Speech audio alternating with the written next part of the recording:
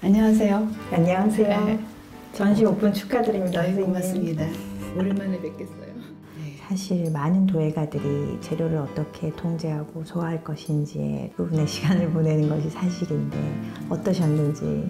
흙이 불을 만나서 완전히 물성이 바뀌는 굉장히 드라마틱한 과정을 겪어야 하는 것이 도예의 그 작업 과정이다 보니까 특히 기술적인 극복이라는 것이 중요할 수밖에 없는 작업이거든요. 저 역시 습관처럼 어떻게 하면 실패하지 않을까에 대해서 고민을 너무 많이 했던 것 같아요.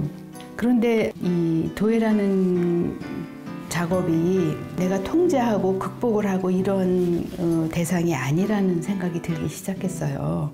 그리고 이 흙이라는 재료가 스스로 사고할 수 있는 능력이 있는 재료라는 생각이 들었고, 그전에는 소송을 하는 일이 굉장히 두려운 일이었어요. 왜냐하면 불 떼면서 많은 실패를 경험했기 때문에 항상 두려운 일이었는데, 이 불의 힘을 내가 이용하는 것이 도예가만이 가질 수 있는 나의 특권이 아닌가 하는 생각이 드는 거예요.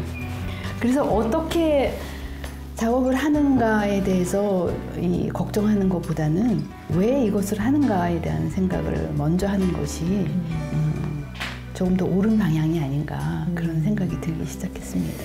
흙이라는 재료가 스스로 사고하는 존재라는 말이 정말 인상 깊습니다.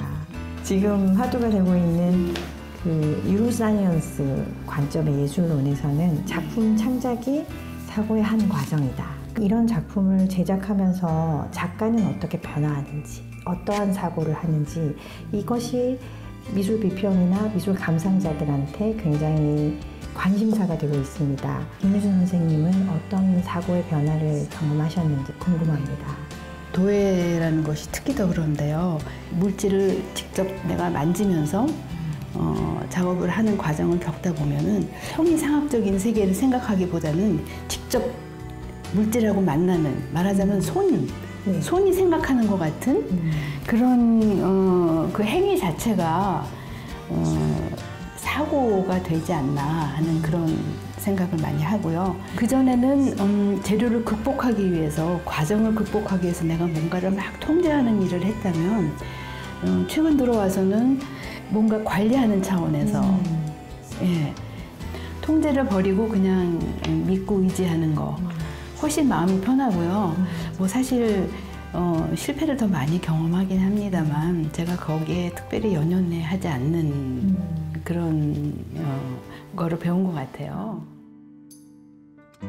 제 작품 중에 엑스펙테이션이라는 작품이 있어요.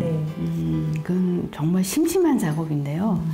달걀 몇 개를 이렇게 툭툭 화면에 던져놓고 아무 장치가 없어요. 그냥 관람자한테 공간을 내주는 거죠. 저는 개인적으로 그런 태도가 참 좋은 태도라고 생각을 해요. 너무 개입하지 않고 뭔가 여지를 남기고 관람하는 사람이 조금 더 이렇게 작품 안으로 들어와서 내면의 그런 거를 끌어낼 수 있는 여지를 주는 것이 좋은 작업이 아닌가 저는 생각을 하거든요.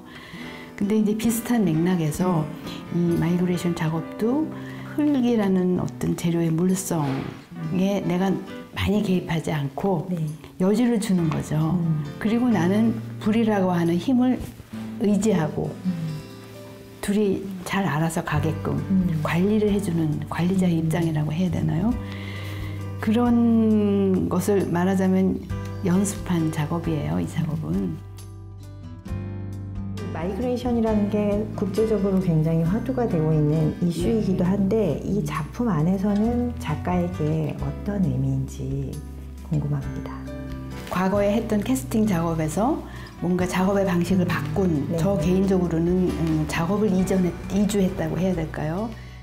작업을 바꾸기 시작할 무렵에 저 개인적으로는 저희 아이들이 둘 다 결혼을 해서 새로운 가정을 이루기 위해서 다 떠나갔고요.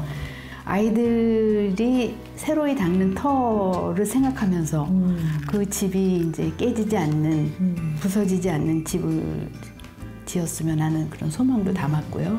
그래서 집을 마이그레이션이라는 제목으로 만들기 시작했습니다. 이번 작업에도 고심하셨듯이 이 끊임없이 도자예술 확장성을 실험하시는데 이런 형식적 외연이 계속 확장되는 것, 그것이 작가에게 어떤 의미인지. 네, 저는 도예뿐만이 아니라 다른 매체의 작가들도 다 비슷하리라 생각하는데요. 특히 도예는 더 물질이 중요한 분야이기 때문에 저는 이 물질성에 대한 그 한계를 극복하는 것이 저한테는 너무 당연한 일이고요.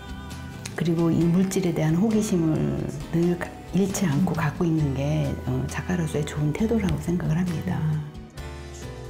다이아몬드 작업으로 클레이 캔버스라는 또 시리즈를 작업을 하시잖아요. 네.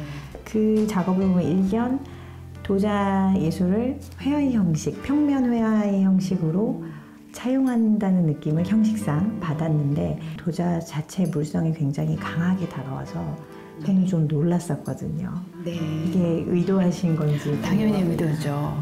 캔버스는 평면 시각 예술을 하시는 회화의 상징과도 같은 물건이잖아요.